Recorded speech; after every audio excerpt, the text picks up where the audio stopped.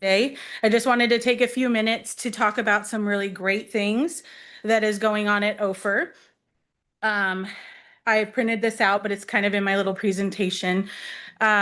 We have been doing a lot of Tier 1 PBIS incentives and initiatives to really cut down on our discipline and keep kids out of Tier 2, Tier 3.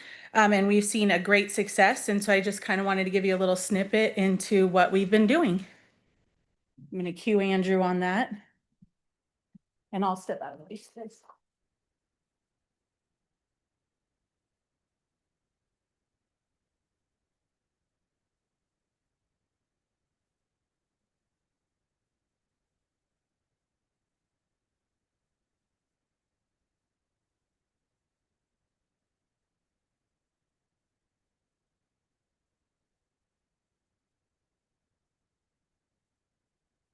Well, I'll talk you through it. This is our PBIS part. And to be able to get chosen by the campus supervisors for showing positive behavior, respect, responsibility, and safety during recess and PE time. And we do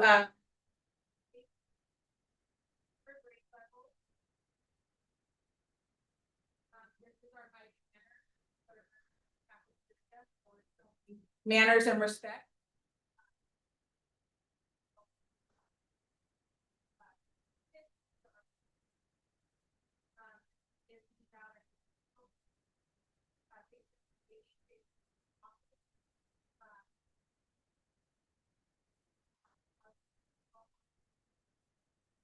And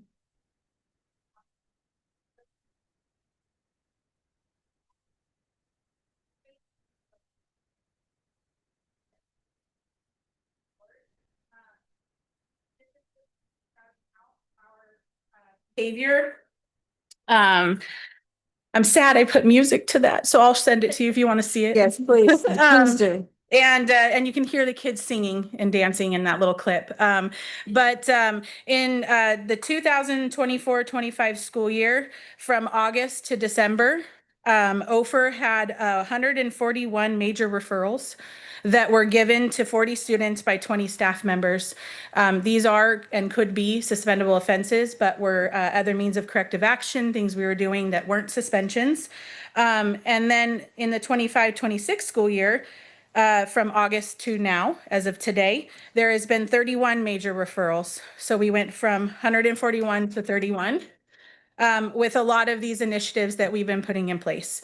And then our suspensions from August to December of the 24-25 school year was 17. And this to date is 6.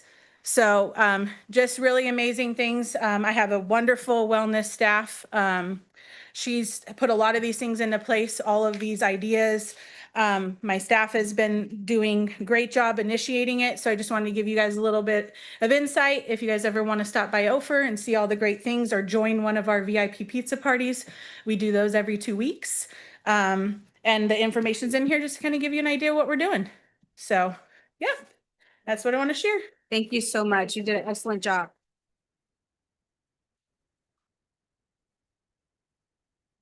Okay. We will now move on to the comment session. Comments and announcements by board members. Sandra Barnes. Microphone. There we go. Last week, was it last week? Week before, it was the week before last, yeah.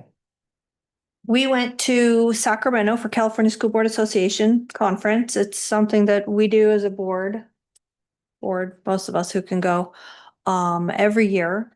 So we can go into workshops, seminars on hot topics that are existing in our school board association and in schools across the state, contemporarily. There were a couple that I put down that I was very interested in. Nope, wrong document. One of them was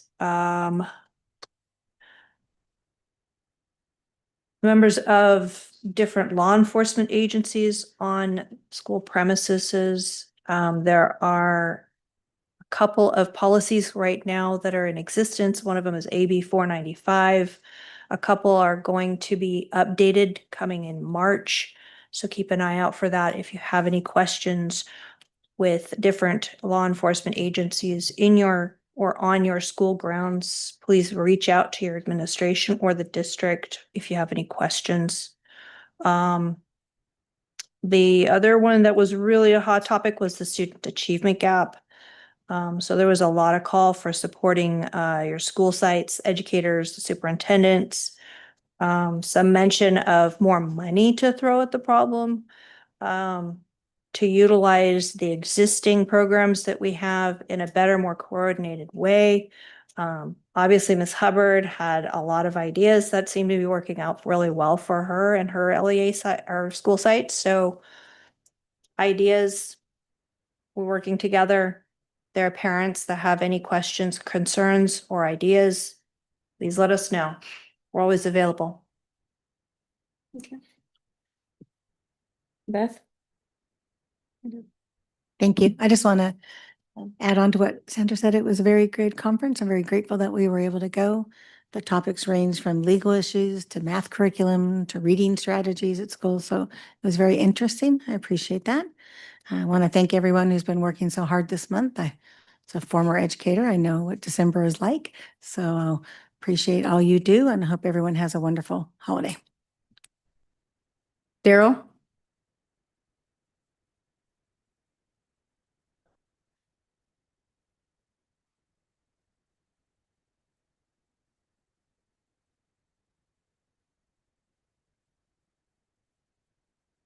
Bill LaGrone? I would just like to say, I also attended the CSBA, also was the delegate assembly as well. And I love attending these because we find out so much more policy that is out there, as well as how we can improve our ways of representing our children. So I just thank all the people that are able to go and take that time out, because it is important to get refreshed and to get renewed and to learn what is going on out there that we may not know if we didn't go. It was also good to have Vince Zhang with us this year. We had a great time with him, so thank you, Vince. And it's also a pleasure to sit as a board and not only be on the dais, but also to get to know one another on a personal level, since we do work together as well. And it was nice to see Troy. We were able to see Troy and spend time with Troy and have lunch. So that was also a great thing. I just want to say I look forward to another year of 2026. I just want to thank all the teachers, all the staff, all those that have deal with our children. Thank you so much for your time, your patience, and all that you do. It's never easy, but it's a job that you guys have taken on and you guys do it very well. So thank you so much.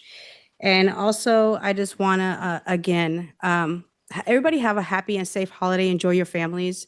And we just want to just know that mental health is out there. Suicide rates are high this year. And we just want to just continue to keep everyone in our thoughts and keep our families close. So happy holidays to all.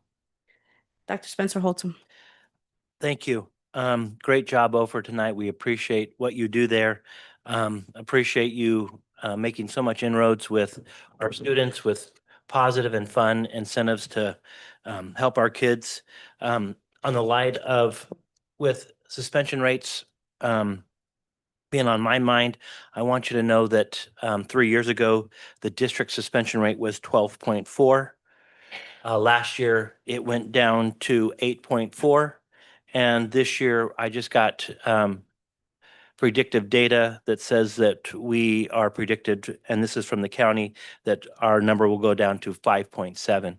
So we're making great inroads as a district in that category. And our biggest improvement has been with our African-American group. They went from 29 to 12, and they're on track for 6%. So huge growth that's in those areas. Christmas programs are right around the happening tomorrow. Yes. And encourage our board to go to those Christmas programs, and most of them in the morning. I'll be visiting SDO as a special visitor. I won't tell you what I'm going to be, but I'm going to be there for several hours. Sorry that I'm going to miss negotiations in the morning, but I'll be doing something much more important. CSBA conference, which is the California School Boards Association, was 2 weeks ago, and it was great to have 4 of my 5 board members there with me and Vince. Some great training and great time together to get to know each other through lunches and dinners and things like that.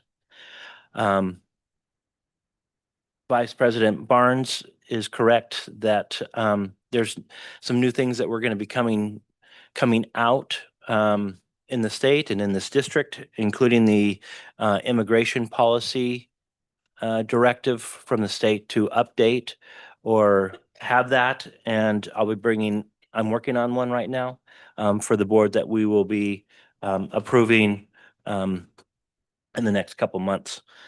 And then I want to wish everybody a Merry Christmas and a Happy New Year. Remind everybody that we don't have school on Friday. Tomorrow is our last day.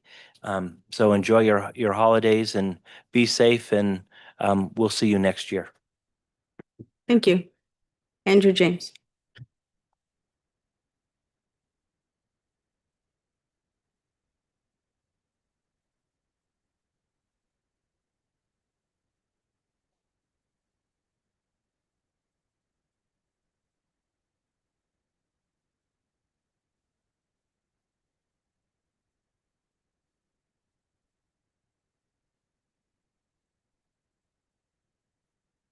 Our annual audit. Just want to thank all of our.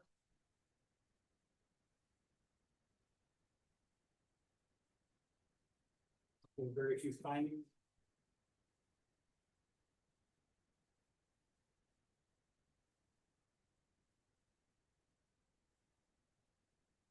Thank you.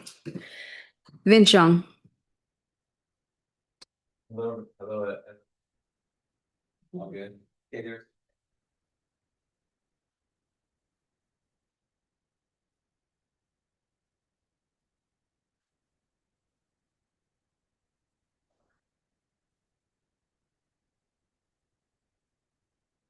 And DTA. Right?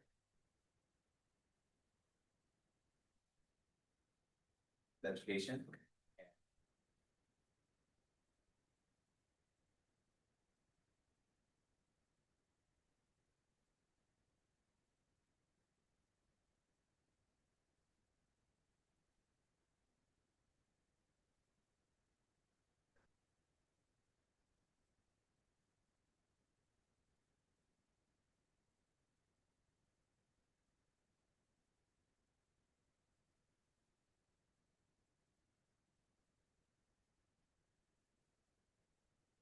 Have met last week.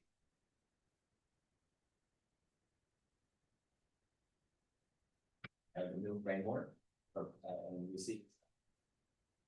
Works along with.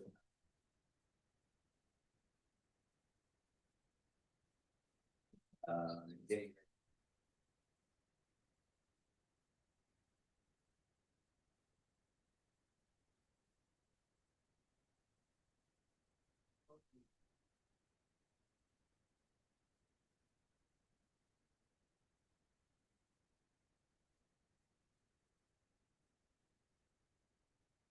Came out with.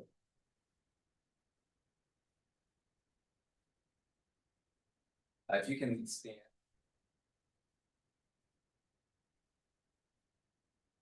Thank you. Thank you. This one. Thank you. Okay, we will now have comments by the public. At this time, the board will extend invitation to interested parties who wish to speak on matters which are not school-related. For those attending remotely who wish to comment, use the raise your hand button to be called on to speak. Comments will be limited to 3 minutes per person and 20 minutes per subject. Is there anybody in the public that would like to comment? Thank you. Can you please come forward?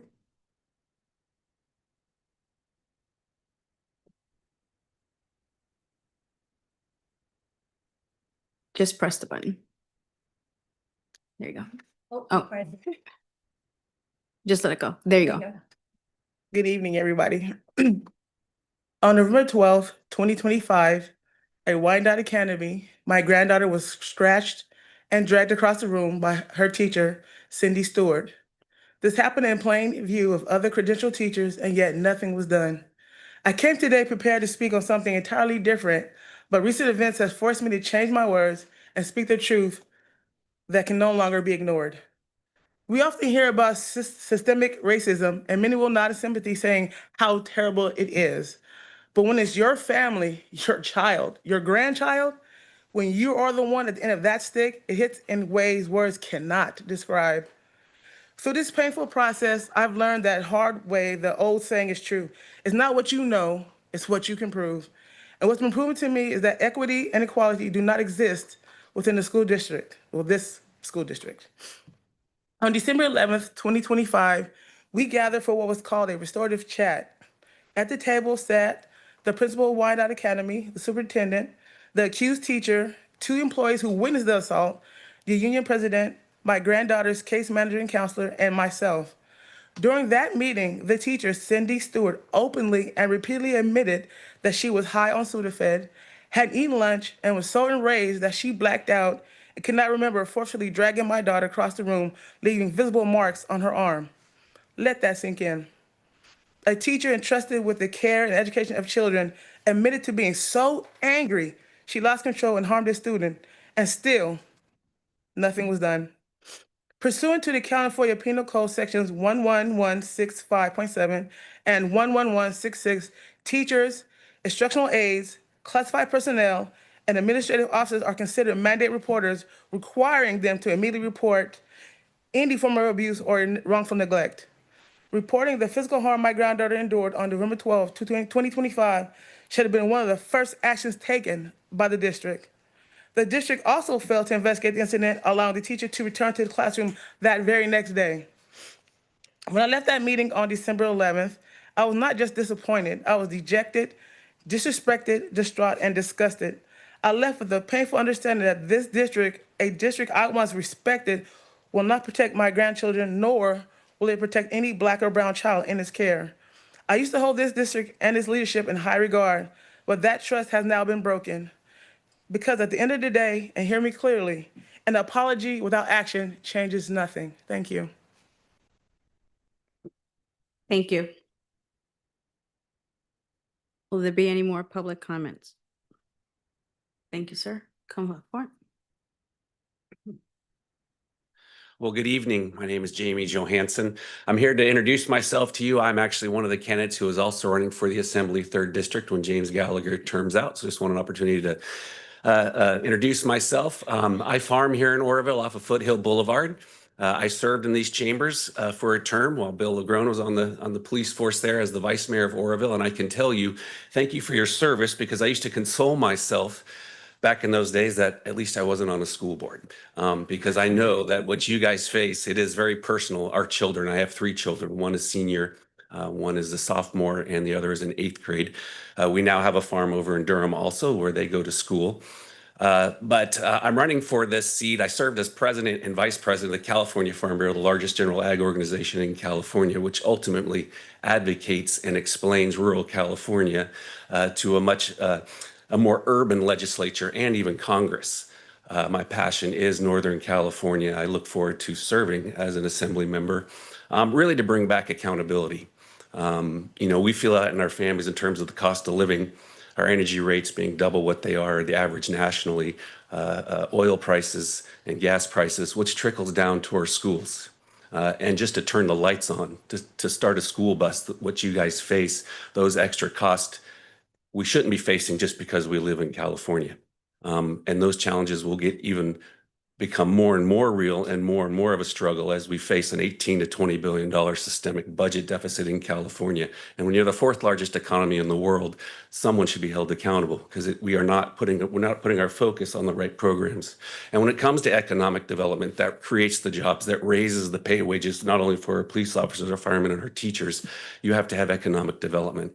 And the 2 things on the city council, before they would even look at you to bring in, one more minute, before they'd even look at you, to bring their businesses and to bring their employees or to hire your citizens for their jobs.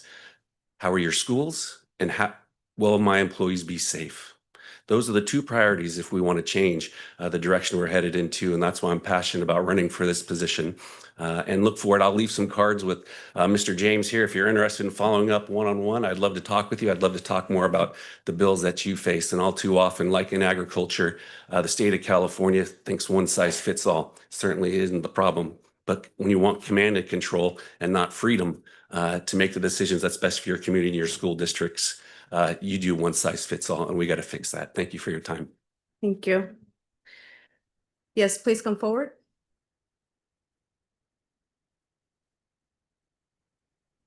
Hello, good evening. My name is Annette Robinson, and good evening to the board here. I'm here because I'm involved with a youth ministry in your schools, the children. And I do hear a lot of complaints on how they are treated. And I want to address that because it appears that they feel that when they come to your teachers or complain about issues that are occurring, they do not get the support that they need. And I'm also here to support an incident as well. If you have any teacher inside of your school that is taking any drug, over the counter or otherwise, and they black out and drag a student across a floor, that was inappropriate and unacceptable behavior, which means that as a representative of the youth, that could have happened to any of our youth. Because once you black out and you come through, you have no idea what you've done. It's just a blessing that that child was not hurt and had to go to the hospital. And so I'm hoping that you all do investigate it or calls for the school to investigate that, as well as trying to figure out why a lot of the minority children feel they're not getting the necessary assistance that they need when they complain. Something needs to be done because these children are our future, all of them. And we need to hear their voices and we need to let them know they're important, they will be heard, and, we will make a difference on behalf of our children. Thank you. Thank you. Will there be any more public comment? Thank you so much. We will now move on to presentations. The first one we will have is from OSCIA Youth Intervention Program Update. Happy holidays, everyone. My name is Pastor Kevin Thompson, and it is certainly a pleasure to see you, Madam President, Vice President, and board. Thank you for this opportunity, this forum, and this space to come and just give you a general update. And I might also just want to congratulate Mr. Vance Zhang for his elevation as well. Couldn't have made a better choice. And I don't think she needed any introduction, so I just simply present her as our director of the Warville Southside Community Improvement Association, the YEP program, the Youth Intervention Program, Ms. Courtney Allerton. She'll go. Hello, everyone. We're just going to jump straight into it. I'm here to give you all an update of our youth intervention program. Our students are the architects of tomorrow, building a brighter future with their dreams, creativity, and passion. Investing in them today is investing in a world filled with hope and possibilities. And let me just start out by saying I'm so grateful for our partnership. Next slide. Okay. So that was our ribbon cutting ceremony, as you all know. Our program is based off of three things. It's built off of academic excellence, physical fitness, nutrition, and behavior health. And I just want to show you all a few things that we've been doing. This class right here is our conflict resolution class. This is when we give the students a space to be heard, and we solve our difficulties. They bring up situations and we give them the skills that they need in order to make better decisions and communicate effectively. So we continue to do our conflict resolution class. Also, we incorporated one of my military programs I went through is the DBT training. We teach them about the emotional mindset, the rational mindset, and we try to get them to get right in the middle to be the wise mindset to make better decisions. So our program recognized the well-rounded approach is essential. So we focus on their personal growth, their development among other students, and we assure students are equipped to navigate their future successfully. So we have a bunch of students that are doing really, really good academically. They started out with making, grades like F's and D's, and now a lot of them are making A's and B's. And the reason why they're making A's and B's because we take the time to identify those barriers. Attendance was one of the major barriers that we identified. So our bus driver go and actually knock on the doors to make sure that the student get up and get in the bus. And guess what? If they're not ready, we go back and we get them. You will come to our program and you will get that attendance. So that's one of our approach. That was one of the barriers. Also, we try to get the parents involved. So we have a great relationship, an even better relationship with the teachers now. We can actually send the teachers an email and say, hey, they're struggling with this work. Can you give us a little easier work so we can help build them up? And the student and the teachers, they work with us to provide that. So we're really happy about that. As far as the fitness and the nutrition, I went to the wellness with Miss Sandra Barnes. She was there, and Mr. Thomas, he was there. Wait a minute. Okay. So you all was Thompson. And the wellness committee is trying to move toward the elementary students have to do 120 minutes of physical fitness, instructional physical fitness in elementary, and then 220 minutes for the middle school. Well, our program, we do 300 minutes of physical fitness. Soon as they come to the door, the first thing they do is physical fitness. And we do have a personal trainer that's right there. We have a very intense workout to get all of that energy, all of that trauma out to get them prepared for their lesson. We've had students that lost 5 pounds in 1 week. We have them, excited about working out. And the reason why we focus so heavily on working out is because when they get in high school, we want them to be able to get in fields like firefighter, military, different things like that. So we want to get them already mentally conditioned to know that fitness is important.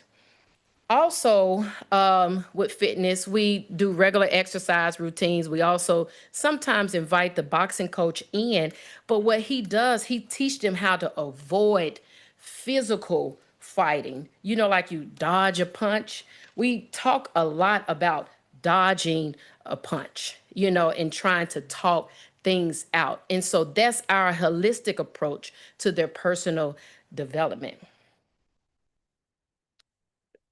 We did develop a basketball team last year, and we called around and challenged some of the schools, and Stanford beat us, Stream beat us. But you know what? We learned a valuable lesson. We did not win a game, but we had the confidence, but they realized that if we don't work together, we do not win. So there was a lot of going back and forth once we made it back to the center.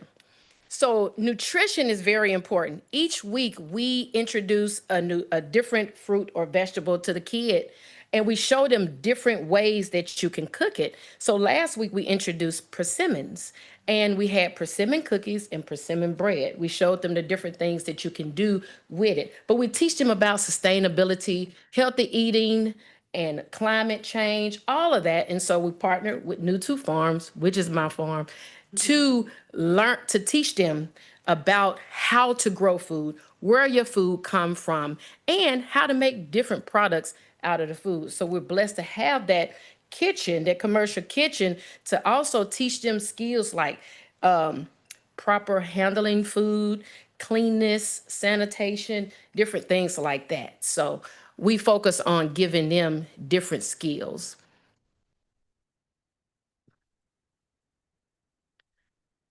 These are some of the pictures. Last year we had the break dancing, the boxing, but I cut all of that out. I even cut recess out. We just take breaks. because sometimes in recess, they want to fight and do all kinds of things. So right now, we just do straight work the whole time that they are there. And so now they are conditioned to focus on doing their work.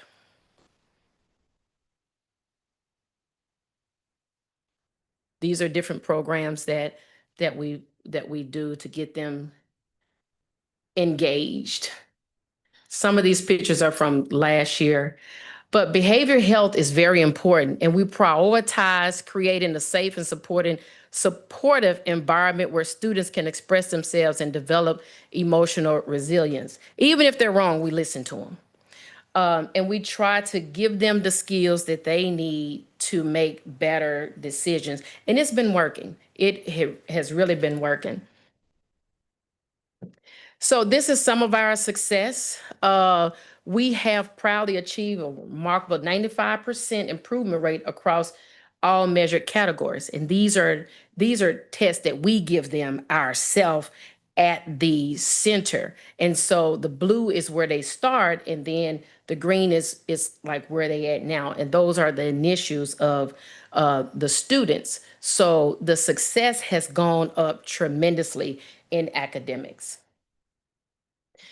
Students learn to use technology responsibly in this digital area, and they learn how to use the computer responsibly. But right now, we just focus on the computers that the school give us, and they do their iReady, and they get, they're not into any other technology things unless they are actually doing a PowerPoint presentation.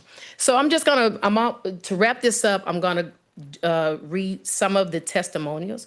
One of our students, I should have put the initial on that one, but when he first started the program, he rarely tried doing his work. He was acting out, and we had to send him home a couple of times. We tried not to, but if we send you home, you went to the extreme.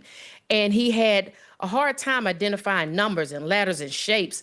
But what we did was we purchased ABC Mouse, and we put him on ABC Mouse, and he's now identifying his letters and numbers. So we go above and beyond to bring in those other programs to help these students with their work.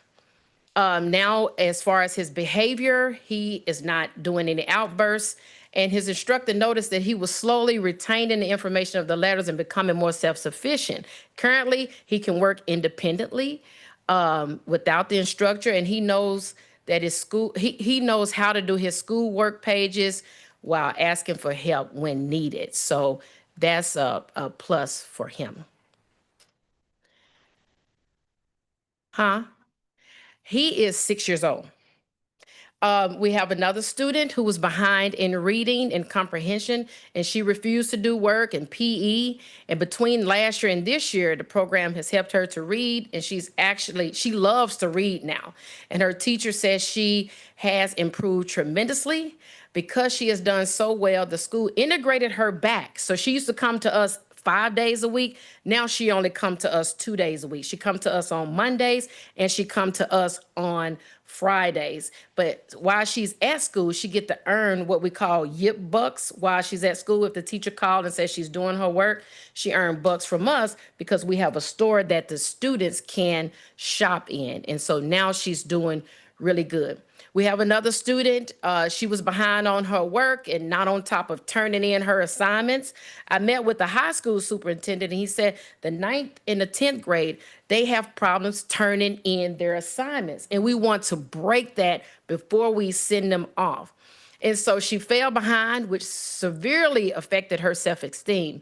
And over a couple of months, she went from F's, and now she is making A's and B's. And her mom, and she is here today. We're so proud of her. Okay, so we're going to move right along. Courtney, can we ask Grace? Grace, are you back there? Oh, they're getting ready to come up. Can we have you come up real quick? We have a few that's going to come up. As a matter of fact, let's just stop this presentation and let's hear from the parents and the students. Grace, I'm interested. So share with the board, if you don't mind sharing, what program you're in during the day. During the day, I don't really know what it's called because I kind of forgot what it's called, but it's Are you in called IFLC or in the virtual academy? Virtual Academy. Okay. So, so this is really important for my board to hear, because this is one of the main reasons why we have this program. So Grace is in the virtual academy and, was struggling before, and now she's doing much better. And part of this program is so that on a daily basis she can have human interaction with teachers and have that socialization and not just on a digital standpoint. So I just wanted the board to kind of see you because I knew you were on that kind of platform. And we have kids that are on modified day, but we also have a number of kids that are in our independent study program or our virtual academy. So, can you share your experience? She told us about it, but I would like for you to tell them. Well, my experience, Grace has never been on a virtual academy or a homeschool or anything. She's always gone to a public school. We moved back from North Carolina and I really wasn't sure where to send her. So she started the virtual academy. We got together with the youth intervention program and Grace fell drastically behind. Like, I mean, she had like all Fs. And I kept telling her, I'm like, I don't know what to do to help you. So between her and her teacher, they worked very hard to get Grace back on track. And I mean, like every day I'm like, where are you at now? Where are you at? You know, because I mean, it's important to me. Her grades are important to me. And she's like, Mom, I'm working. I'm going to do it. I'm going to do it. And then like 2 weeks ago, the teacher came to me and said, Grace has all A's and B's, just so you know. And I mean, I was just like, oh my goodness, you know, because it's important. I mean, their education is beyond important. The program not only gives her the education that she needs, the help that she needs, they give her the tools that she uses to keep moving forward. And I think honestly, that's my biggest praise to them is that they give her the tools. Without those tools, our children are going to be left behind. And I mean, this school is amazing. So thank you. Thank you. I have some of my staff members here today. I just want you all to stand up so that we can just acknowledge you all. Can you all give them a hand? For them. And to wrap this up, we have 3 phases. We have the red phase, the white phase, and we have the green phase. The red phase is when they come, they don't know our rules, they outrate cussing us out. And we start teaching them about time management, leadership, and things like that. And then the white phase is when they start utilizing those skills that we gave them. Leadership, time management, from when you wake up in the morning until when you go to bed at night. So we have a really tight relationship with the parents, whether they want to talk to us or not, you're going to talk to us. And so Grace is now in the green phase. And the green phase is when they become the leaders. They sit at the front desk and they welcome people in and they serve the lunch and different things like that. And I think that when she started helping the younger kids, it gave her a purpose. It gave her hope. She felt some sense of obligation. And so she started really stepping up. And it's important that we, acknowledge and promote them. So when we get back to the center, you will be getting awarded and promoted to the green phase.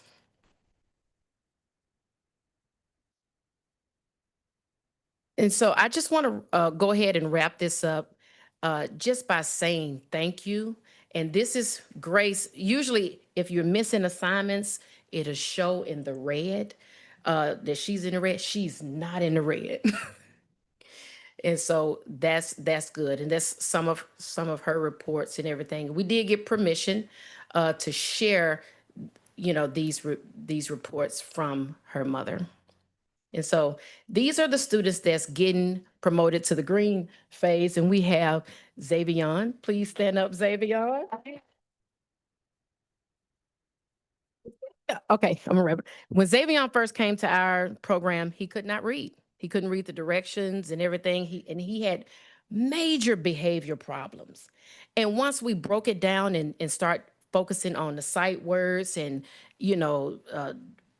the comprehension and everything, he built that confidence, and I can barely hear him. Usually you can hear him all down the hall, but now he has also been promoted to the green phase. He has A's and B's as well. And thank you so much. We appreciate this partnership with the school district.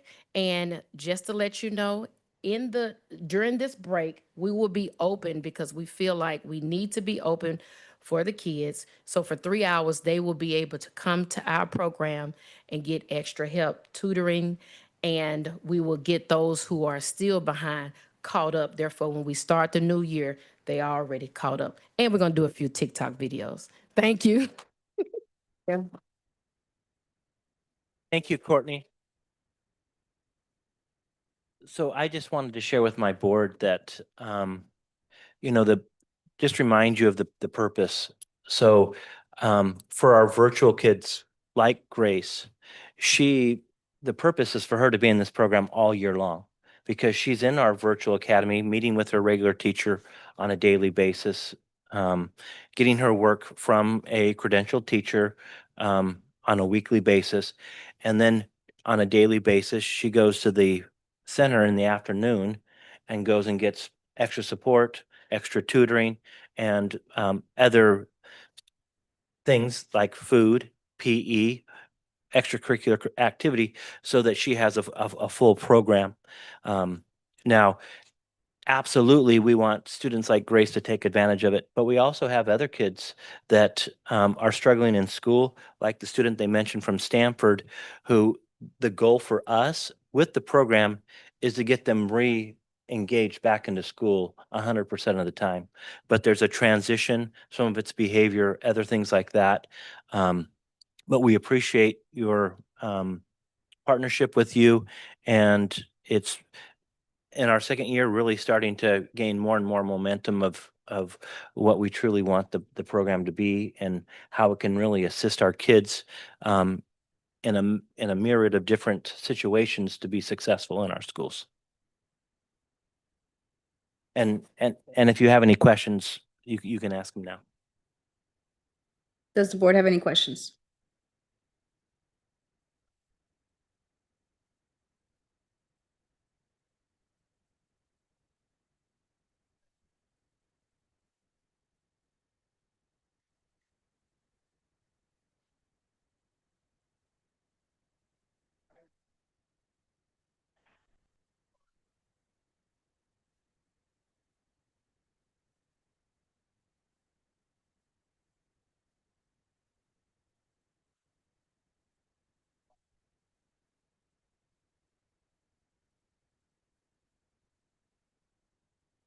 Thank you. Superintendent to take a picture with these beautiful young, Go ahead. Picture. Javion? Grace. I'm gonna start charging. I know. Autographs. I know, right?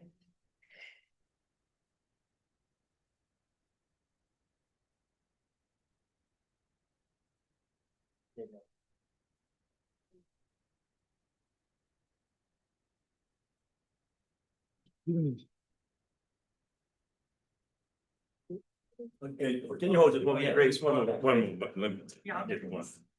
All right. Good. Thank you.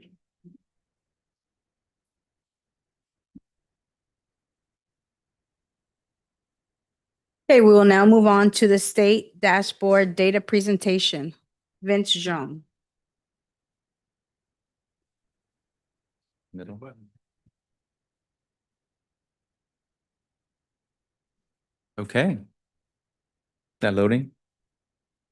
And board, just Yes. before Vince starts, I do want to share with you that later on in the meeting today, we'll be talking about a board study session in February. Okay. And here's just a snapshot of our dashboard.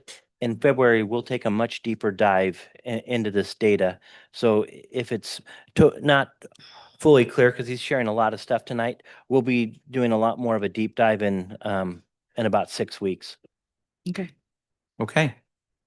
So, good evening, Madam President, members of our board, Thank you. superintendent. Tonight's presentation is about data. And so this is the California School Dashboard Report. As you can see right there are 5 areas that I'm going to be covering. That first one is going over the California dashboard, the academic performance part of the dashboard, the academic engagement part of the dashboard, and the conditions and climate part of the dashboard. And then we'll talk about next steps. So here on the second slide, this is the California School Dashboard. It's the state's way of holding schools, districts accountable for the operations and the programs. And it's a dashboard based on 3 big areas. Those 3 big areas are academic performance, academic engagement, and conditions and climate. Underneath each one of these are the indicators. So you'll see underneath academic performance, language arts, math, English learner progress, and then on the bottom, that is a local indicator, implementation of academic standards. Number 2 there, chronic absenteeism falls under academic engagement, and there's also a local indicator. And then number 3, suspension rate falls underneath conditions and climate, followed by 3 local indicators. I'd like to request that if I can go ahead and continue on with the presentation, and if you hold the questions afterwards, that I at least give me some time to go ahead and go through the presentation. You okay with that? Yeah, okay. The next thing on here is this is how you read the dashboard. So 2021-22, that middle part is right after COVID, and before COVID, that's how the state dashboard was read. However, after the COVID, 2022 to 2025, they color coded it. So it's red, which is the lowest performance level, to orange, low, yellow is middle or medium, green, high, blue is the highest performance level on the state dashboard. So the performance is based on 2 big factors. Excuse the typo down there, it should be factors. And it is the status, which is the current year's performance or results, and then the change over time. So the results that they're looking at the year before. Okay. The next thing I want to entertain or have you look at is this is our CASP ELA from last school year. There were 1,149 kids 3rd through 8th that took the CASP summative assessment. The numbers are indicated underneath the chart. 618 students with 48%, and that is our kids who are not meeting standards. 329 students, 26%. Those are our kids who are near the standard. 244 students, which is 19%, met the standard, and 89 students with 7% exceeded the state standard. And then that now translates into this sheet right here. I apologize, it's a little bit small, but it gives you a snapshot of the 4 years after COVID. The blue line indicates 21-22 school year. Orange is 22-23, followed by gray 23-24, and then last year highlighted in black. And I like to point out, this is for CASP ELA, and 21-22, our district as a whole received 69 points below standard. That means as a whole group, the standard is, if you look at the bottom, which is like 0, and then 69% below is like way below 0. And then 22-23, we went down farther below to 77.7 points below the standard. 23-24 went up a little bit to 74 points below standard. And then last school year, 24-25, we went up 62 points below the standard. And so out of the 4 years, I just want to point out that our school district last year was the best year is what I'm trying to say. Okay? And then you can read the other subgroups. They are broken up by English learners, long-term English learners, foster youth, homeless, socioeconomic disadvantaged students, students with disability, African-American students, American Indian, Asian, Hispanic, 2 or more races, and white. Now, the same thing here on this slide gives you a snapshot of math. We had 1,148 students, grades 3 through 8. Same pattern, 732 students not meeting standard, 326 students nearly meeting the standards. We had 142 students meeting standards, and 79 of our students exceeded the standards. And same kind of a representation here, a pattern. Blue for 21-22, we had in math 92 point below the standard, and 22-23 went farther down to 97 points below the standard. And then in 23-24, we went up 90 to 91 points below the standard.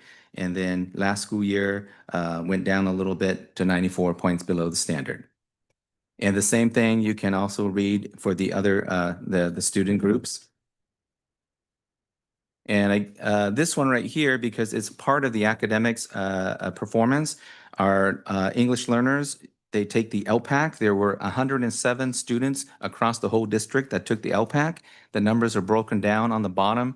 We had 20 students at level 1, 30 students at level 2, 39 students at level 3, and 17 students at level 4.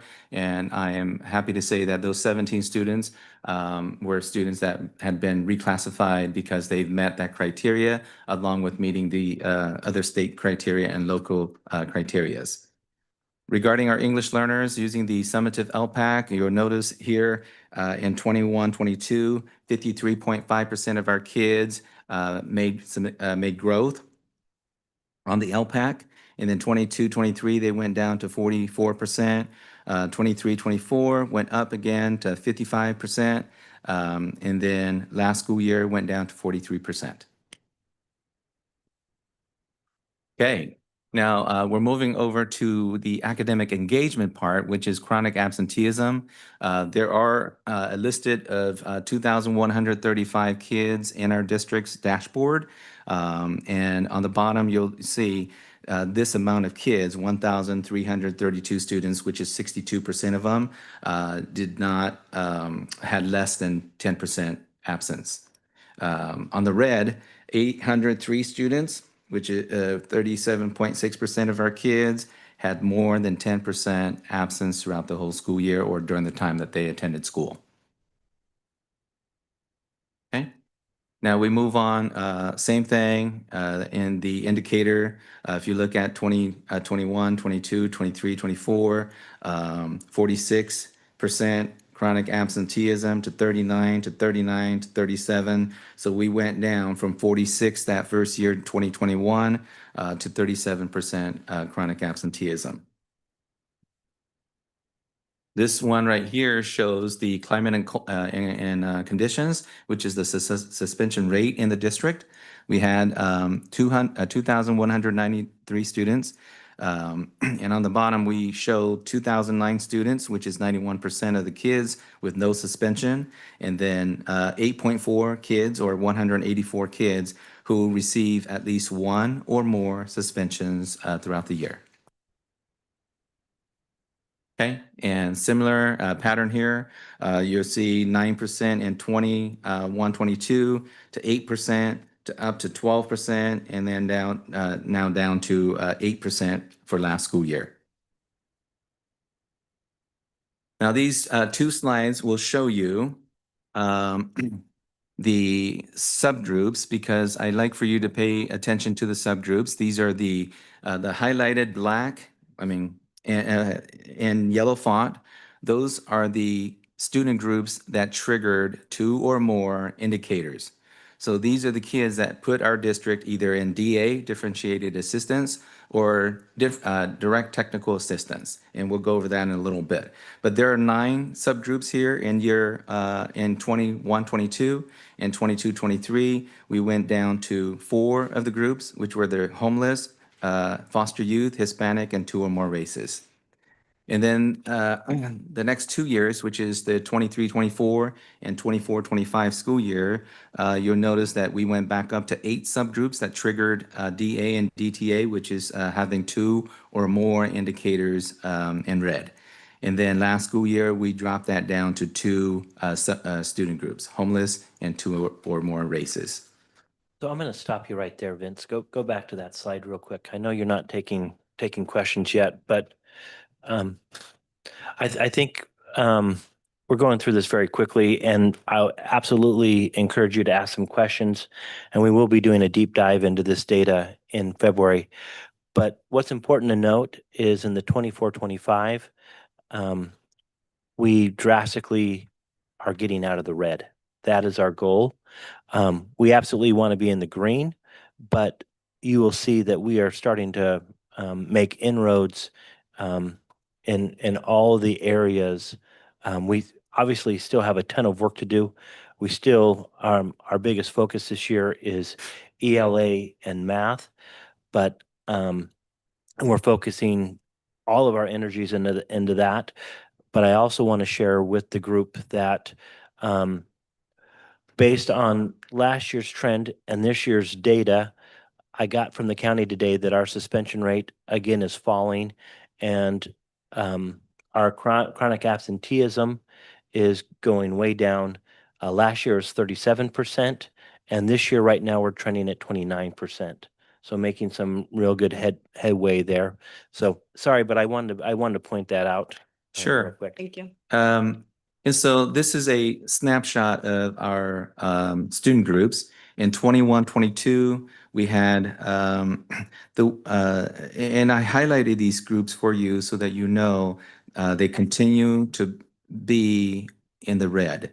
So for example, if you look from the 24-25 clip and you go backwards, that's in that color. So it's the same color in 23-24, same color in 22-23, and same color in 21-22. On the bottom, you'll see that I put down DA support. That's differentiated assistance by the county for that year. And then we also were in DA support in 22-23. And then 23-24, we were, because of the subgroups that triggered DA and DTA, we received both DA county support and DTA, which is state support. This school year, new on November 13th, we also became eligible for GEO Lead support. Okay, and I'll go over what that means here.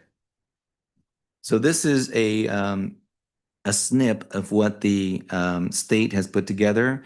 So districts have universal level 1, which is anytime 1 subgroups receive 2 or more reds and 2 or more indicators. You qualify for level 1 support.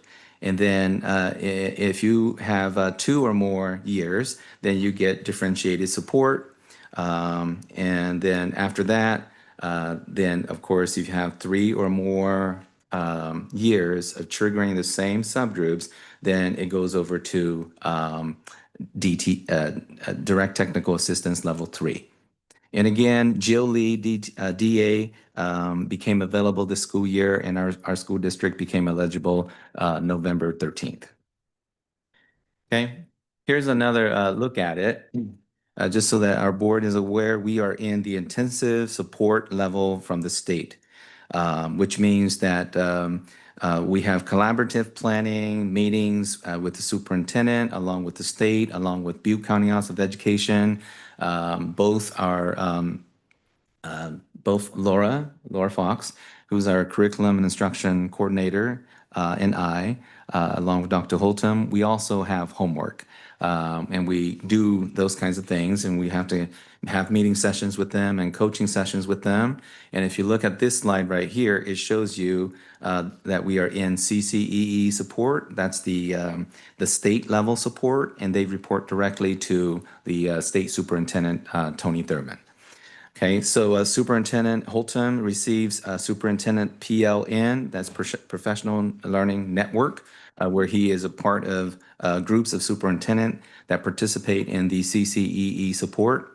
And they, of course, they meet quarterly, but he is assigned a coach, just like I'm assigned a coach, and we meet with them. I don't know how often because I just got in and I met with mine 3 times already. Okay. All right. So this gives you kind of the level of support that we have, monthly check-ins, and then DA, we get support from Butte County Office of Education on the bottom. And on the bottom, we also get support from Threshold Rising, and they provide support to both the administrators at the district level, along with our site principals as well. Okay. Now, next steps. This one right here, I want to let you know that as a result of reviewing the dashboard, looking at the data, the inspect data, the CAST data, the suspension data, and the chronic absenteeism data, number one, they're focusing on ELA and math first.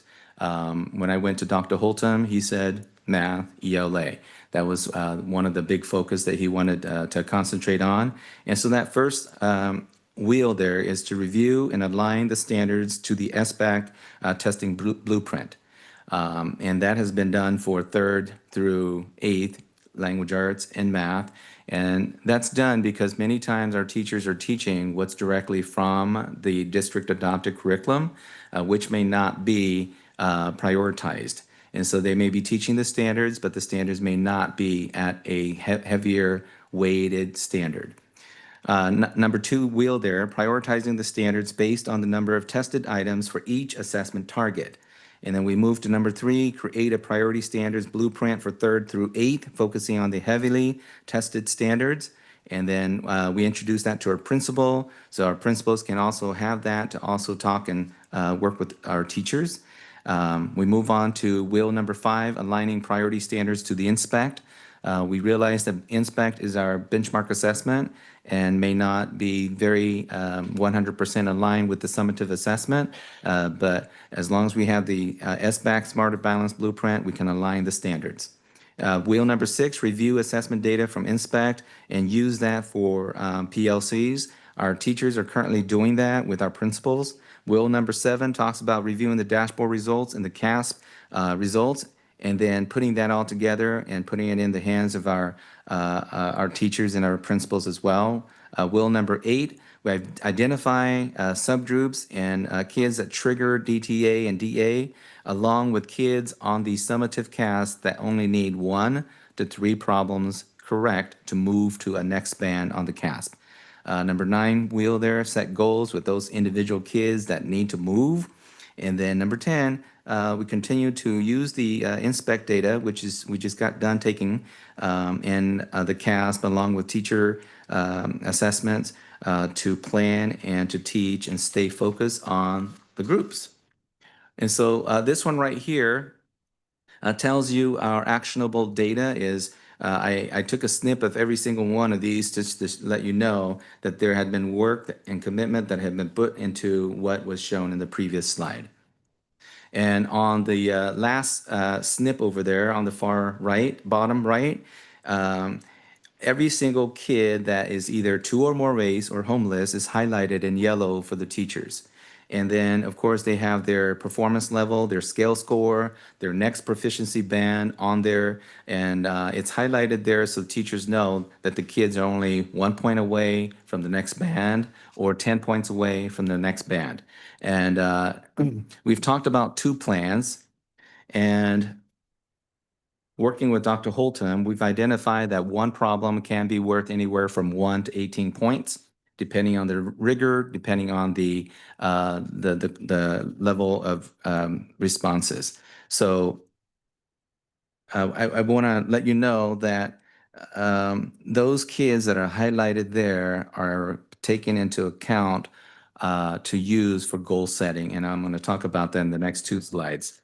But this one right here gives you a couple seventh grade problems that when you have a chance or when you have time and you like to try to see if you can work it out, maybe we can just go in there and just work it out just to see the level of rigor, the level of responses that's required of our kids. And this came directly from the Inspect assessment, both fall and winter, question number 2 for math and question 14 for language arts. Now, our goal as the district has to be strategic, and I've worked with Dr. Holtum on this. In the middle is our CASP summative assessment result from last school year. Last school year, we were at 26.58% meeting or exceeding standard in language arts, 17.72% in math. And so our goal is to move the kids from one band to the next. And strategically, in the CASP summative assessment analysis and highlighting the kids who are either homeless or 2 or more races, and then the kids that have either 1 all the way to 40 points that's needed to move to the next band, and that is just 1 to 3 questions that they have to have right. And if we focus on these kids, because we've talked to our principals about it, principals are talking to their teachers about it, and so if we can set goals and we strategically focus on those kids and take this actionable next step, our achievement for next school year could potentially be 36% meeting or exceeding standard in language arts and 31% meeting or exceeding standards in math.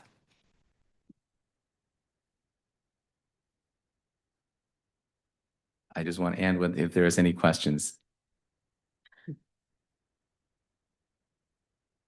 I know you had your hand up.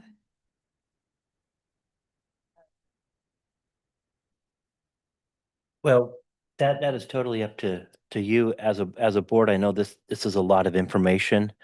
And it's a very complex thing with a lot of information. But what I will share with you is that if I were to take our dashboard and give you a 1-minute summation of what I see, we had a very strong ELA and language arts improvement.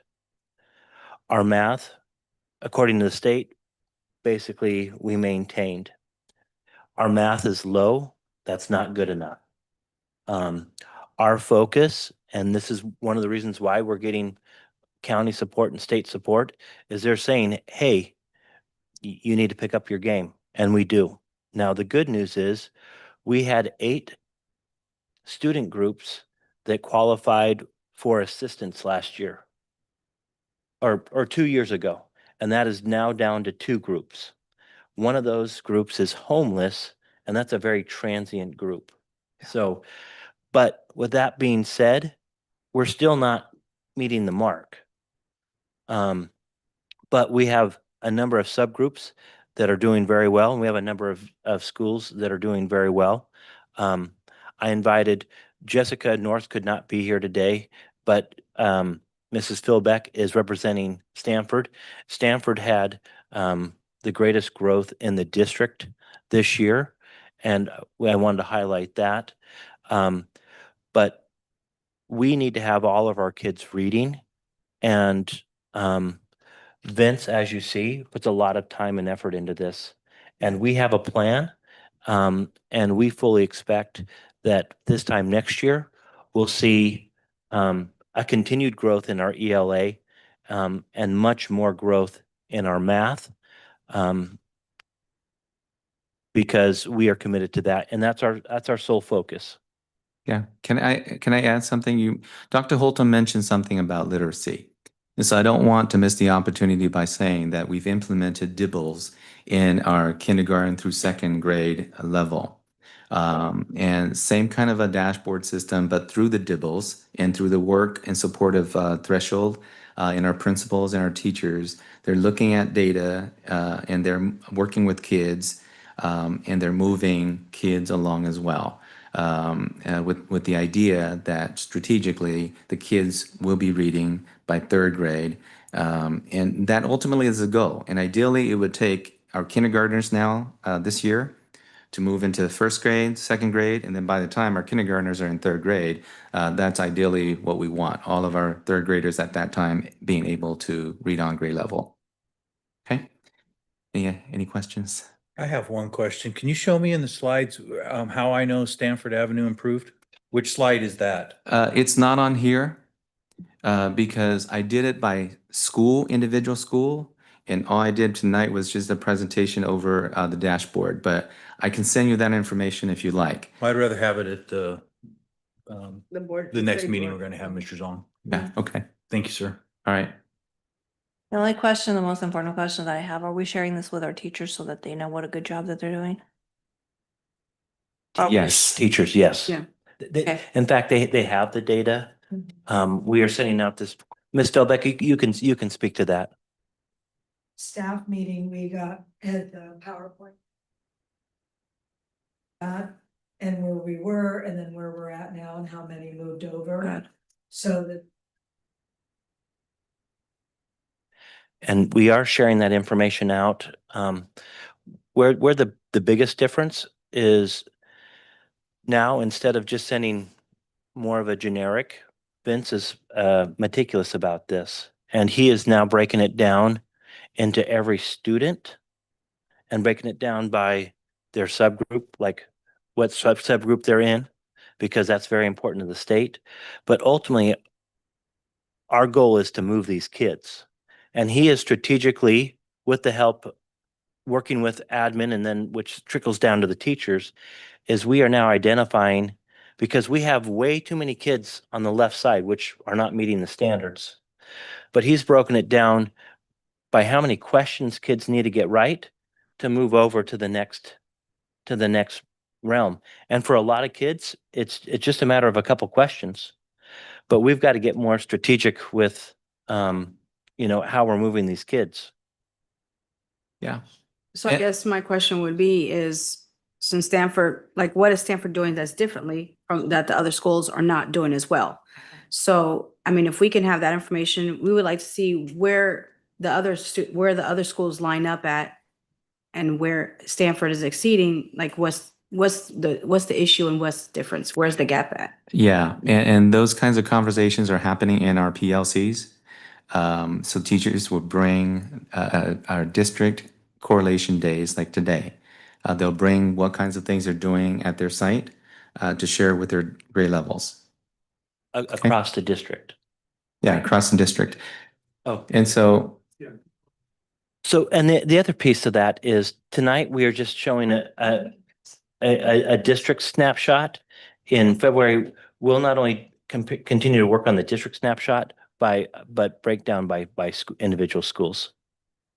Does he have this before? Absolutely. We have that data now. We're happy to share that with you now. I before I stand away, I just want to also not recognize our principals, our site administrators for the patience and for going through this with me and with Dr. Holtum, because I realize that sometimes I'm a data person. I go into the nitty-gritty things, and so I want to acknowledge our principals by their willingness to learn, their willingness to also dig into it and accept this and use it to help move the conversations with our schools. And so I want to make sure that I acknowledge them. Thank you. Thank you.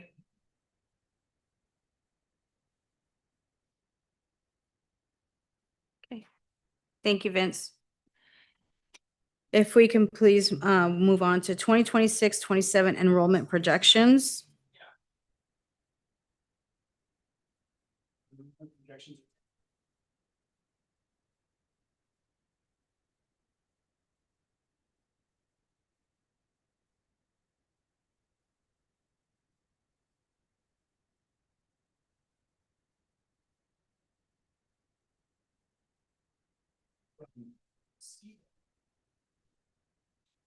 the next year.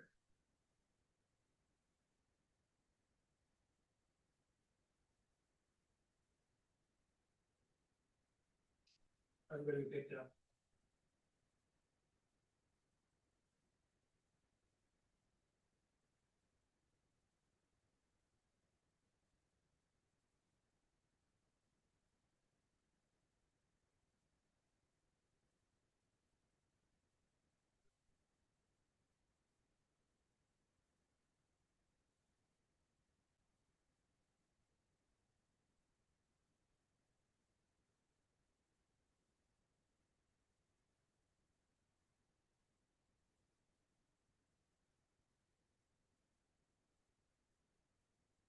No projection.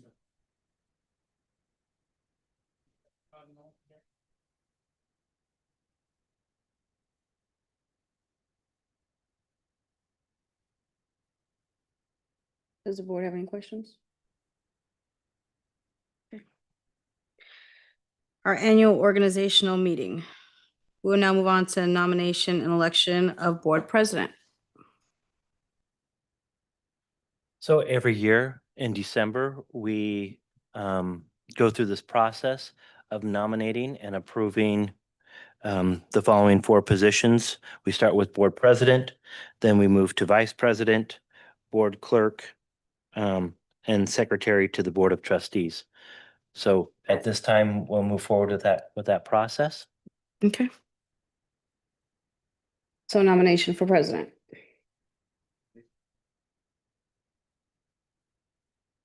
Okay. You're doing a great job.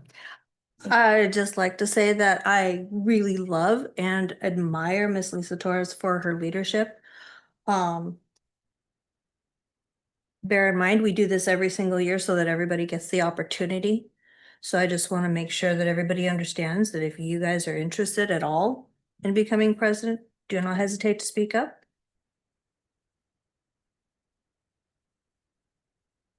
I do, but you have been busy. You've had a busy year. You don't even need a mic. Yeah, right? Yeah. Okay, so.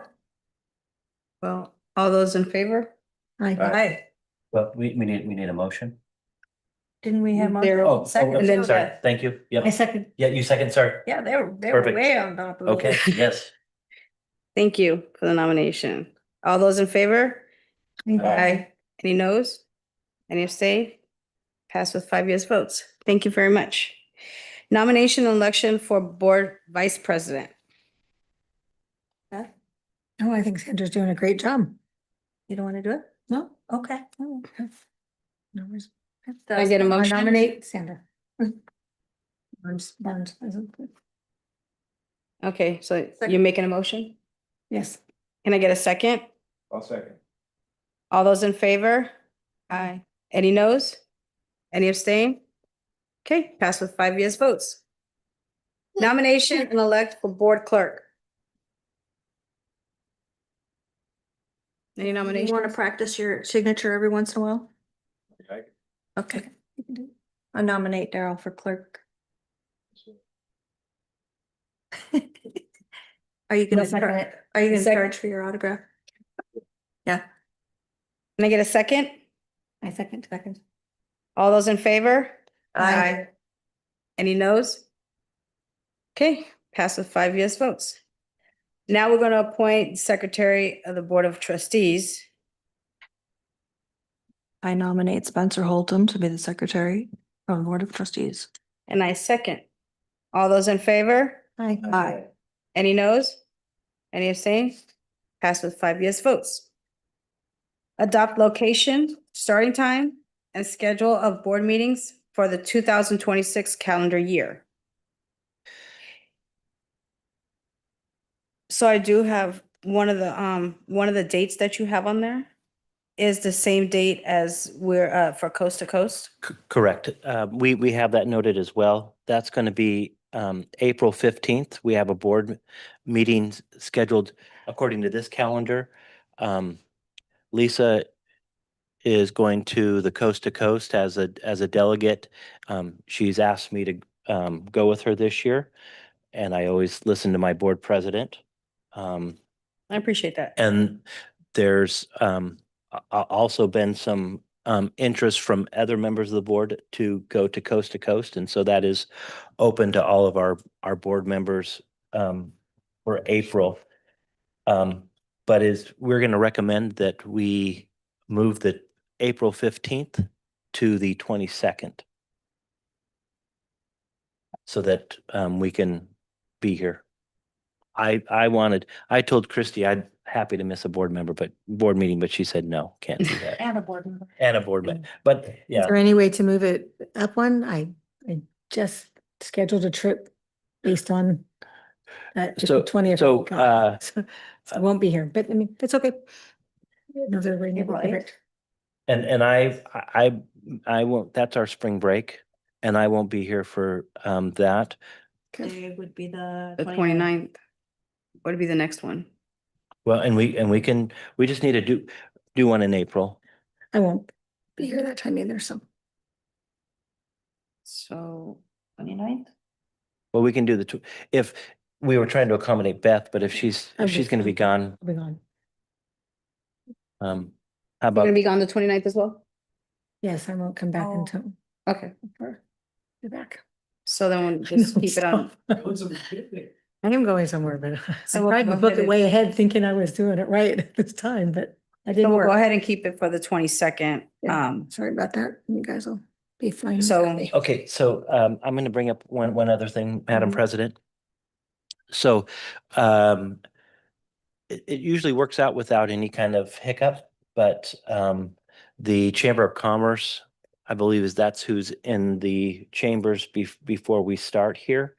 When we always start in a other room. We did look and working with the city to see if we might be interested in changing our meetings from typically the third Wednesday to the second Wednesday so that we don't have that conflict. I don't know if we have any interest in that or if it hasn't really became an issue, but just thought that I would throw it out there just for the sake of conversation. I'm good with either Wednesday.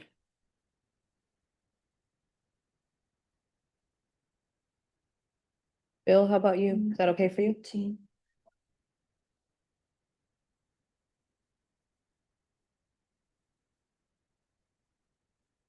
So what,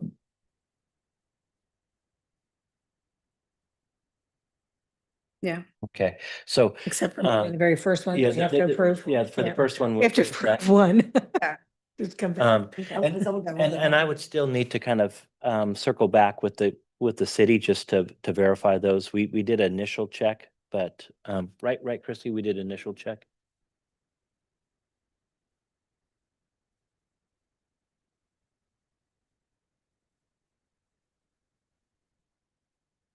Two Wednesdays in June.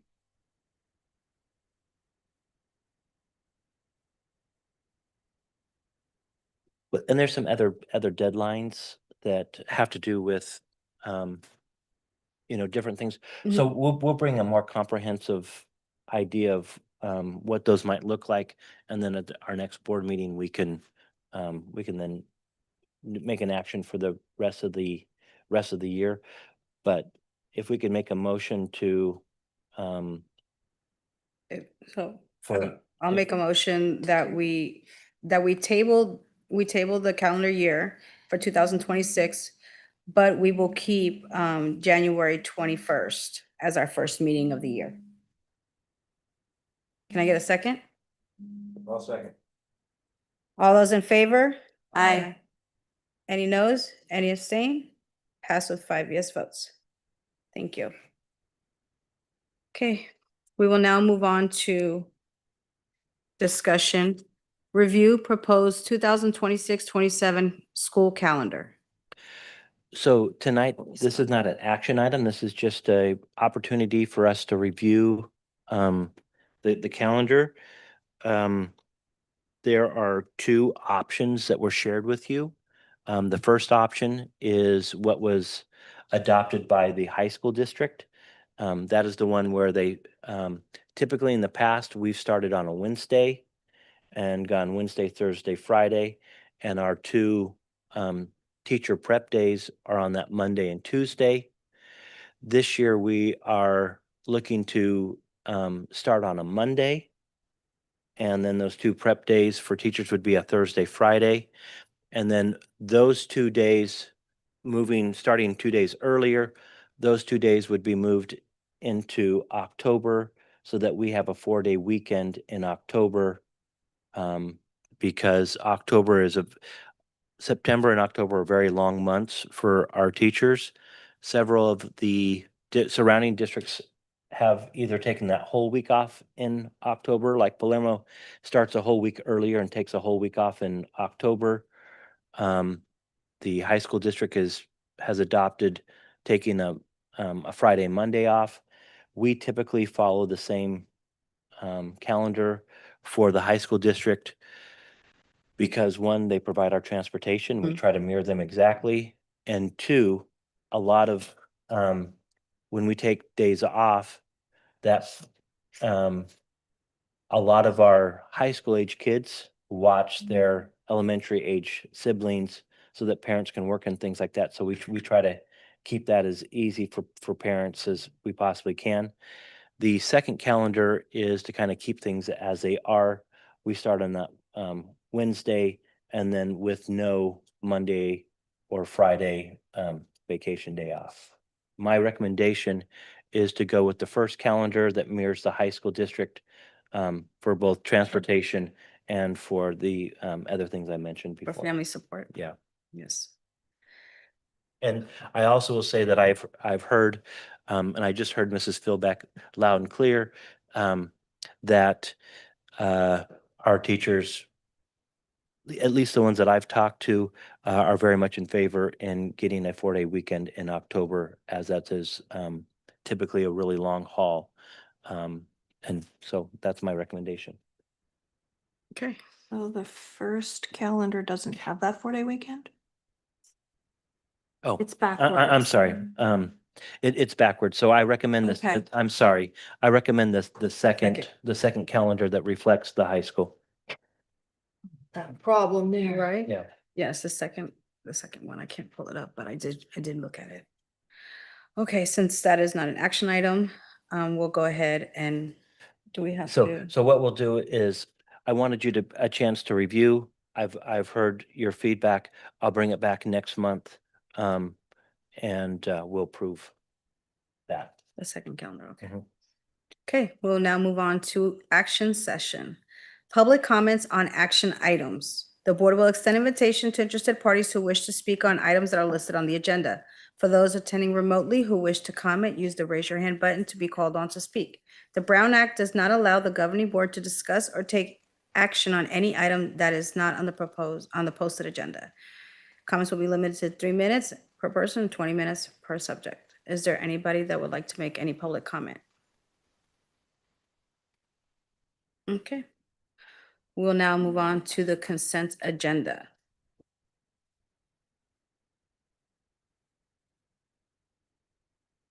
So does anyone have any questions or is there a motion to approve the consent agenda? I make a motion, we approve this consent agenda. Can I get a second? I'll second. All those in favor? Aye. Any noes?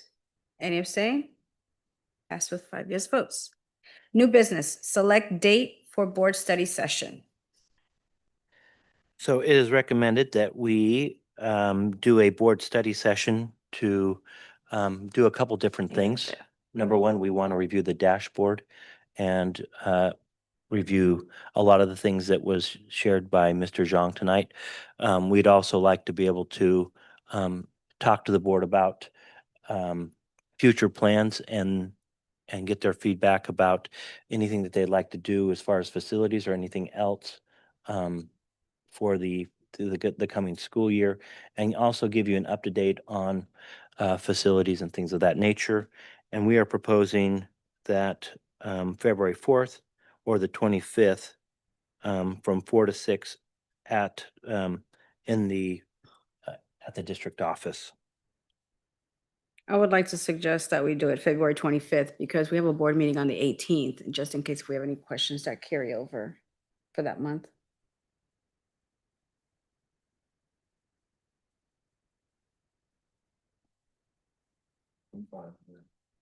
Okay.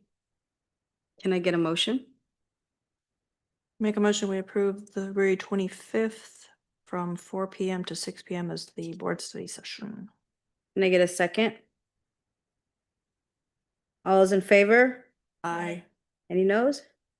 Any abstain? Passed with 5 yes votes. That's gonna be a That's at the district. Yeah. At the district Yeah. office. Okay, we'll now move on to approve job description, certified occupational therapist assistant. So, in previous months, I've shared with you that in past years, we have always used the county for occupational therapy. Either an occupational therapist or an occupational therapist assistant. Their caseloads by Ed Code are typically around 60 kids. And in years past, we are well under 60 kids, so we use an outside resource.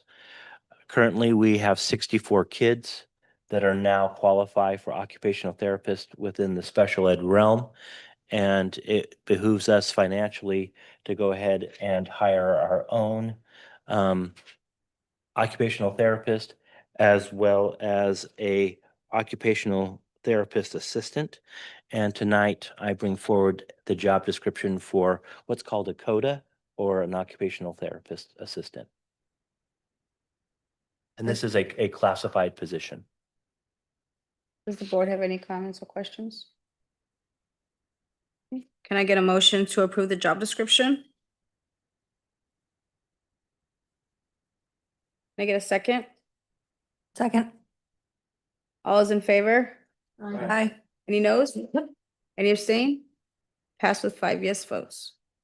Approved job description, extensive support needs, ESN 2 teacher. So this is a job description that we're bringing forward. This job description mirrors almost identically to our other classes or job descriptions in special education. The only difference is this teacher is going to be servicing more intensive students. A special education teacher, whether they're dealing with the mild or the severe, they have the same, a lot of the same duties, responsibilities. There is some differences. There are mild to mod special ed credentials and mod severe special ed credentials. This person would have a mod severe special education credential because they're dealing with the more severe kids. But this job description is brought forward because we're initiating new classes, which requires new job descriptions, but they're very similar to our current special education job descriptions. Okay, does the board have any questions or comments? Can I get a motion to approve the job description for ESN? Make a motion to approve. You get a second? All those in favor? Aye. Any noes? Any abstain? Passed with 5 yes votes. Business and finance, approve first interim report for the 2025-26 fiscal year. I've passed out. Thank you for going to see you. Few things I wanted to talk about.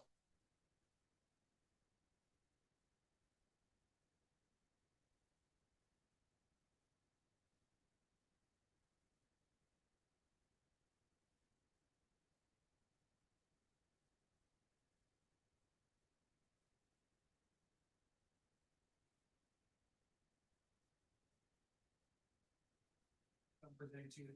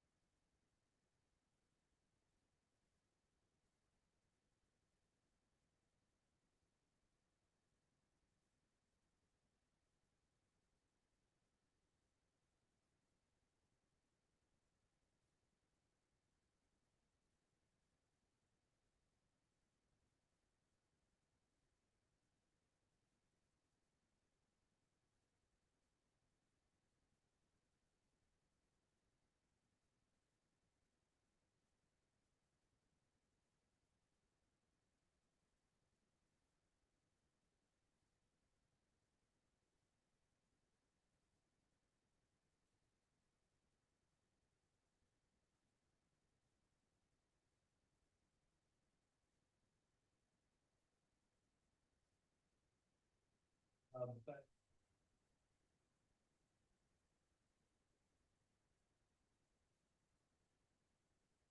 so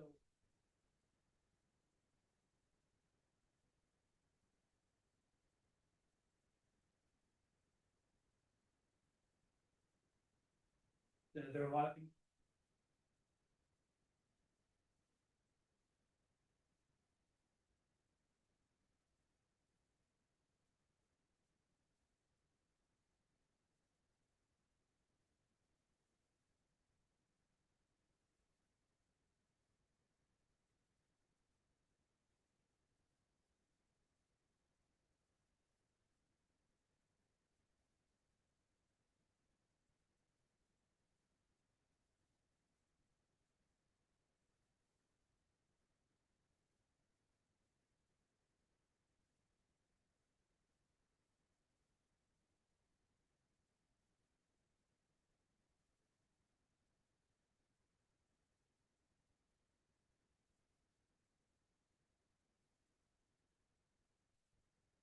That helps us.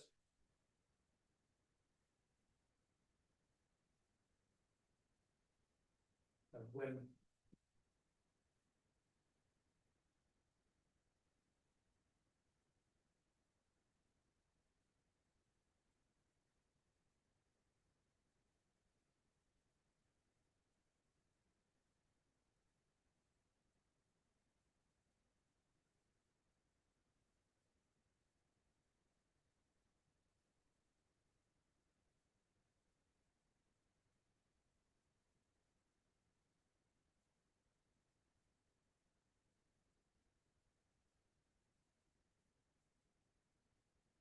after the 20.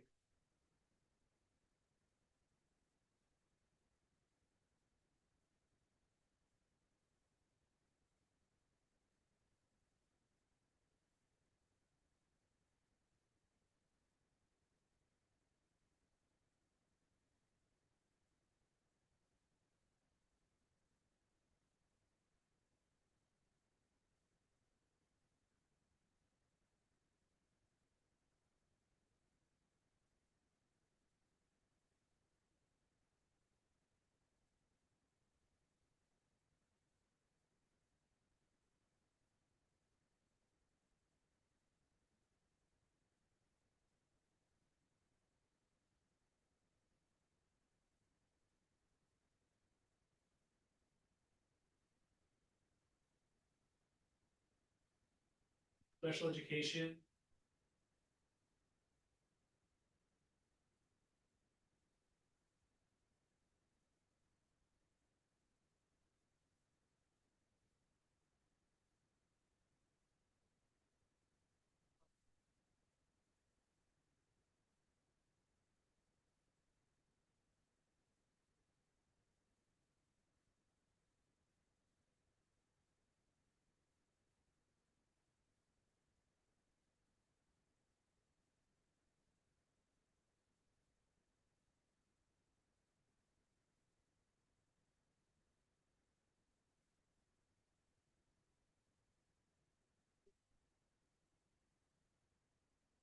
For the holiday season.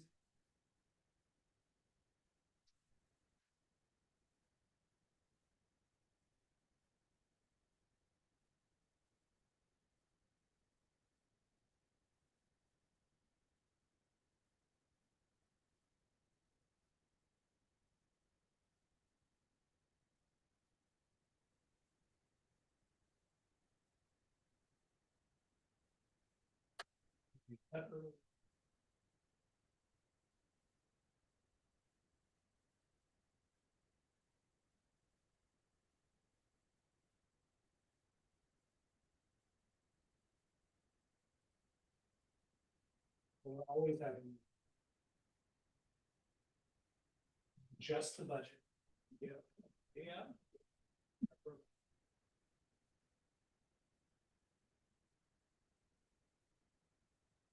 In fact, I think.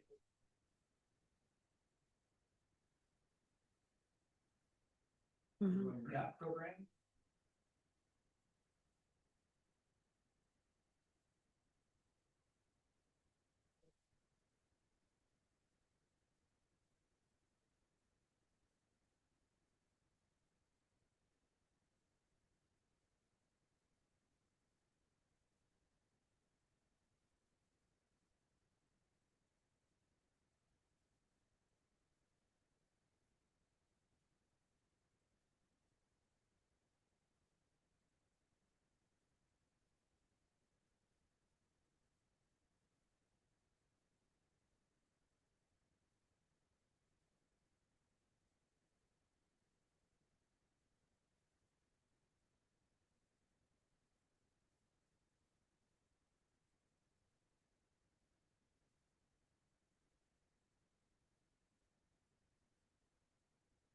other things. Yeah. So we have.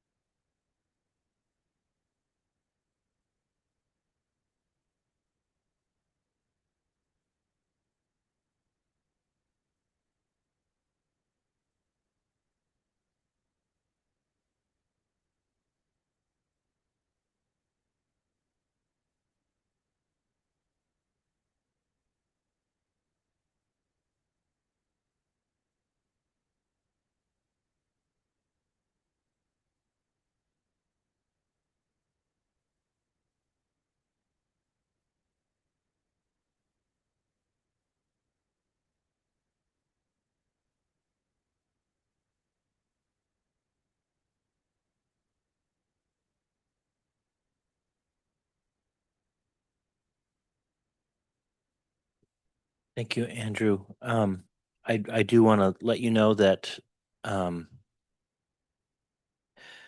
the non-public school that he's speaking of, Rising Star, we earlier in the year we approved several agreements where each student we send there is between 100 and 100 or closer to $150,000 per student per year, and the transportation is super significant. That those two students are built into the budget. I'm happy to let the board know that the district, Holly, we weren't happy with that placement. There were some issues at this that school site. We brought one student back December 1, and he's been doing. I haven't gotten any updates about him, but no news is good news for me. And we plan on bringing the second student back after Christmas. And so those will not be on our books for the rest of the year. So that's good news. And if you look at that, that's $300,000 to $400,000 this year, next year, and the following year. Now, that's not to say that we might have to send a different student there, but we're trying to avoid that at all costs. And that's why we're looking to do some of our own programs with these more intensive teachers. So one, we can service our own kids here in Oroville. Two, when we have a need, we don't have to ask other people, do they have spots? We don't have to ask the county if they have spots or for eligibility.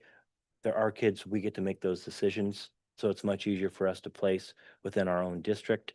And thirdly, we do look, as we build this program, easier said than done, because I shared with the board earlier that, there's not a plethora of special ed teachers out there. But that's why what we're doing with this program, and the ESN 2 teacher does have a different salary schedule so that we can attract those who are working with these most intensive kids. But when we get to a certain point, we hope to be able to offer positions or two, meaning seats to other school districts that would be very happy to pay us a premium and for a spot. And we believe it'd be a better program, closer to them, and much cheaper than a non-public school in Yuba City. Are there any other questions?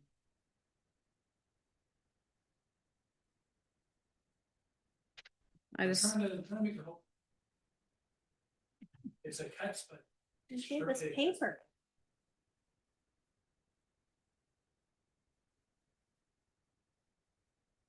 Gonna happen, it's not.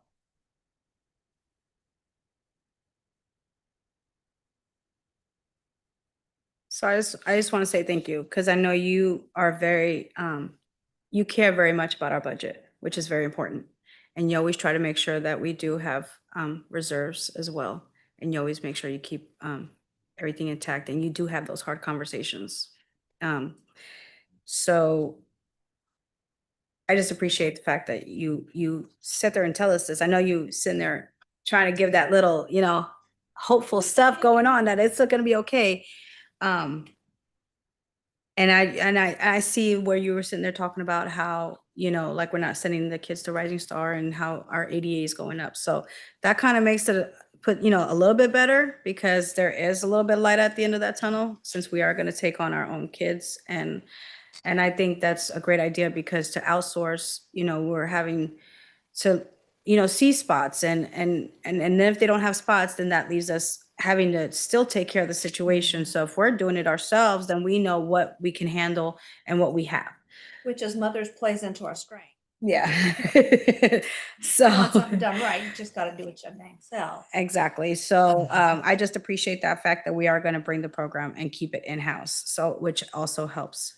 So thank you for having this hard conversation and giving us that little bit of light at the end of the tunnel. No, those.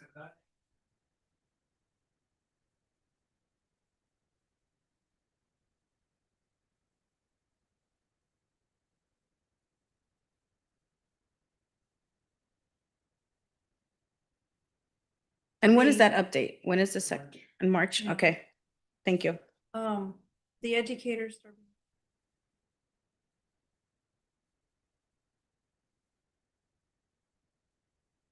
They have very, very good student to staff ratio.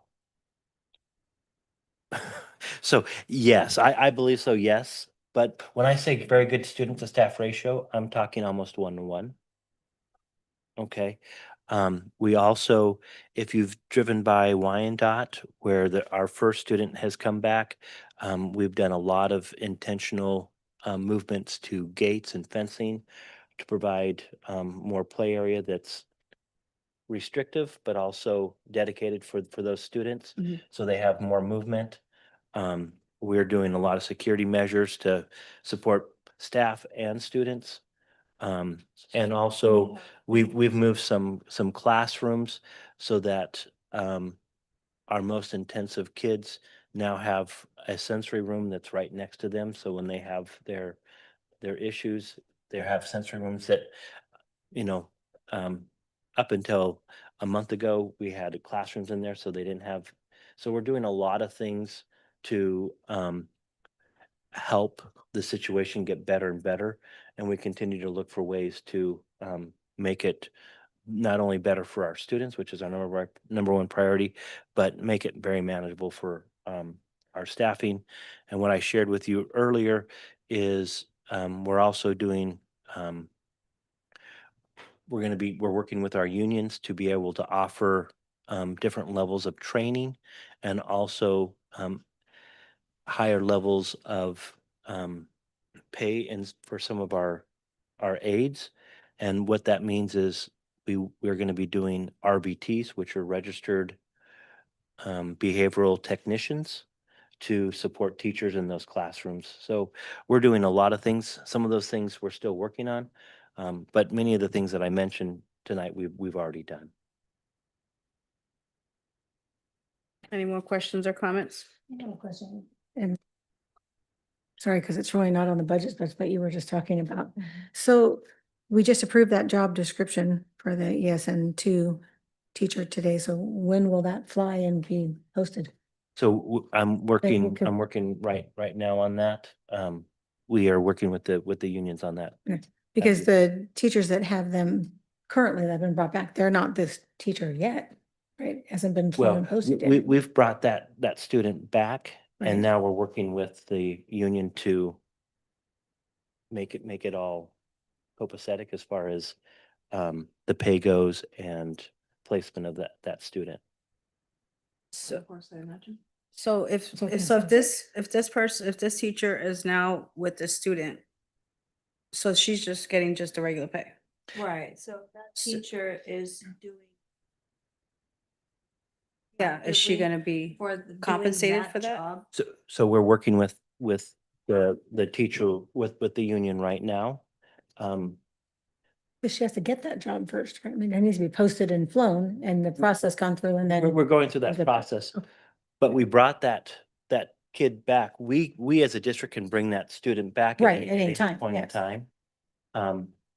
We can put that student in an appropriate placement at any specific time. Yes. Now the question is, hey, we want to respectfully compensate those staff members for these more intensive situations. And because of the circumstances of the facility, we brought back or bringing back those students faster than we anticipated, out of necessity. And we have the right to place these kids, but it is the intention of the district to make that right, follow our normal procedure for hiring for those positions. But also if teachers and staff have those students, our intention is to make that right. So can that teacher go for that position? Yes.